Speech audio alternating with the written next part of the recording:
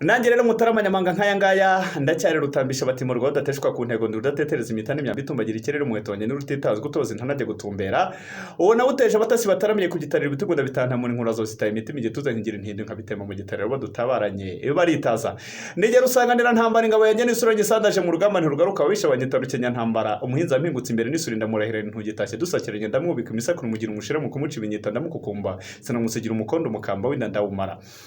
Nije mfura yabeza n'isoro bitoki by'amatabaro ndisengo rwema ndi nyampame ya runihura burya ndi nyamamare ndi nyamuberwa n'inkende ndi mpamba y'impyise kunda sano guharamba inzovu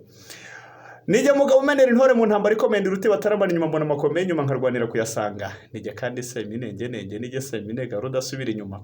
nije kandi ngaragaza bigwi ya rwego ndi umurwanyi w'imbaraga sinduha ibitugu byo gufora ndaje ndi wo barata mu nkera nka wo rusingiza ndekwe nije nyiri bigango bigamburuza babisha